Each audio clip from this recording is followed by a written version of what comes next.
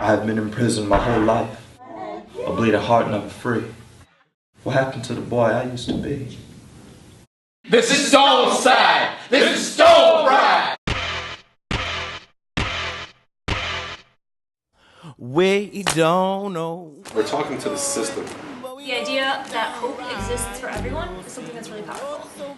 How do we take it a step further than beyond just the show? Where we're going, but we know it's down the ride.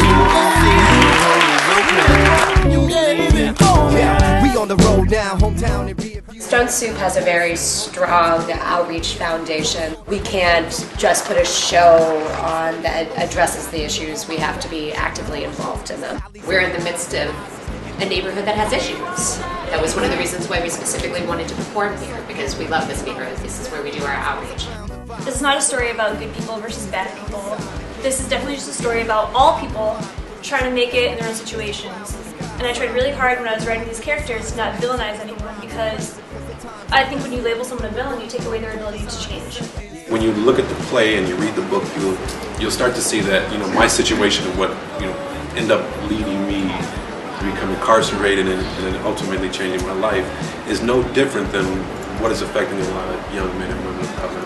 I don't have like a history of gang violence or being incarcerated. I have family that has been. I have friends that know people or have been involved, so it affects me as well. I grew up with a mama's professor, so she did a really good job of trying to shield me and my sister from a lot of Chicago violence. Though she grew up in Cabrini Green herself, she still found a way to shield us from that as best she could. There's a root cause of why these things are happening, right? And so you're looking at broken homes, lack of education, you're looking at unemployment, you're looking at mental health. There were causes, whether we accept them or we look at them as excuses or not. There are reasons why young people are on the streets doing what they're doing.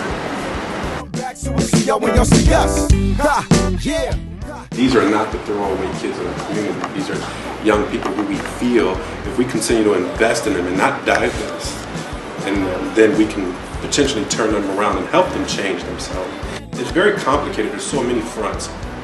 Recently, we just passed the legislation through my organization to remove the felony question from job applications. Now we're working on a campaign to force the Illinois Department of Corrections to mandate GED education as a requirement for release. Adam, as outreach director, he worked with Chris on the Band the Box. We're talking to the system overall and saying, like, we need to overhaul and relook at how we approach particularly men of color, women of color, and communities of color that are plagued with this violence that we have going on right now. I can get caught up in something that I have nothing to do with just because of the color of my skin. Like, I'm in it whether I know it or not, so I have to do something about it. Community outreach projects, maybe community theaters, stuff like this. I think this is where it's at, and I think if you were looking for an answer, finding yourself through that and art. So I'm really happy to have met Allie Keels initially, and then the rest of the Stone Soup Theater Project, and to have my book honored is really just so humbling. I've never been more passionate about any project in my entire life. To be so socially activistic and then being able to come straight into this show, it really touched me. It was a welcoming challenge, right? And I learned the idea of family in the show. Stone Soup is very, very, very dear to me. It's a great company.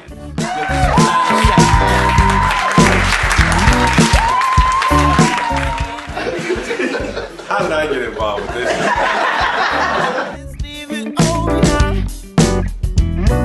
Everybody, yeah. Let's leave it all behind, all behind, all behind, yeah. All right, it feels good, y'all.